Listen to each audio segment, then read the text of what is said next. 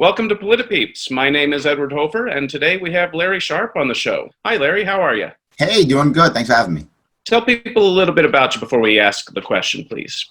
I'm a guy trying to make people happy. I want to let people become as happy as they can possibly be, and the way I do that is by leaving them alone and allowing them to find happiness in the way they think is appropriate. Well, that's great. Sometimes when you leave people alone, they do really well. And then their kids grow up in a world where they have everything. And they didn't actually earn it. So when they go out into the world and they see everything that they have and they think everybody's got it too, and then they see all this inequality out there, sometimes they feel really guilty about that. And ideas like socialism really speak to these kids about, okay, let's take everything from everybody and then reapportion it so everybody has the same. How would you advise these kids to deal with their guilt and help them be happy in life? Well, I'm not sure it's all guilt. There are several reasons why I think this is true, right? Socialism tends to be attractive to a younger generation, right? Tends to be, the under 30s. And there are several reasons why this is true. The first thing to think about, if you're a millennial right now, you literally have in your closet, you have, your closet is full of participation trophies, right? I showed up, therefore I get a trophy. That's all that matters. Being there is all that matters. Not just that, you've been told you're awesome your entire life. Why? Because you were born. So you're awesome your entire life because you're born, participation trophies, and you were told a lie. The lie is follow the rules, the government is fair, follow the rules. When you get out of college, you're going to be successful. And the only way to be successful is to have a job in front of a computer making lots of money, and that will happen as long as you go to college and follow our rules. So the kids do that. Well, if you're 30 now, or in that area, when did you get out of college? You got out of college 2008, 10, 12, 14, somewhere in that area is when you got out of college. What was there for you? Nothing. Not much was there for you. So all of a sudden, stuff isn't there for you anymore, right? Okay, this stuff isn't there for you, and you go, well, wait a minute, where's the stuff you promised me? It's not there. So now I have a college degree.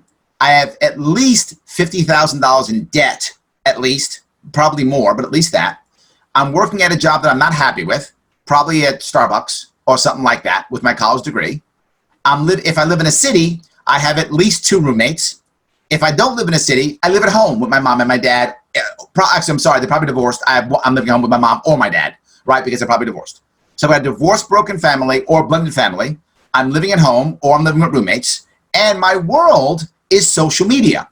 Why? I'm looking for community, which I don't have in my new city, right? Or at home with my mom and dad. So I'm now, social media becomes my community. What do I see on social media? I see everybody's avatar. And the avatars are always having an amazing life. And I'm not. Boy, is life unfair. Something's wrong. So here comes socialism. Socialism says, I'll make things fair. And I say, that makes great sense to me, right? Because I believe that things should be fair. Everyone does. Great idea. I think I've been cheated. I don't think, and on my head as a millennial at this point, I'm taking money from everyone. That's not what I think. What I think is I'm getting paid back from the lie that you older people told me.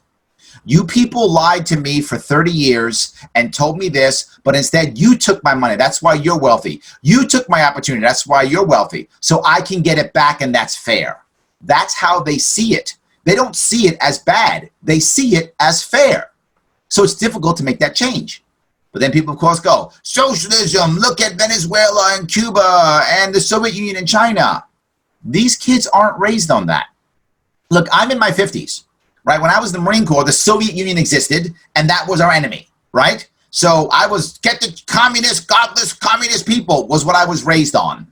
So I still remember socialism as bad and how it collapsed. But if you're 29, 30, you look at socialism and say, it's cool Bernie or cool AOC. That's what you see. So you don't have that same perception of bad or evil.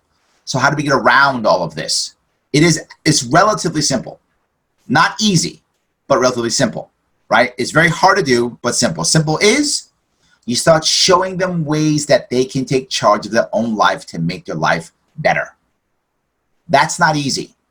But it is simple. What do they do? Show them this. Hey, here it is. Go do it. Here's what you got to realize when it comes to millennials. I hear this all the time. In my professional life, I do a lot of training. I train leadership. I train small business all the time, large organizations and small. And I hear constantly, these damn millennials, these damn millennials. Here's the millennial issue that people don't get. Millennials actually aren't lazy. That's not true at all. What millennials want more than anything is community and purpose. More than anything, they want community and purpose, heavily community, because they're lacking it.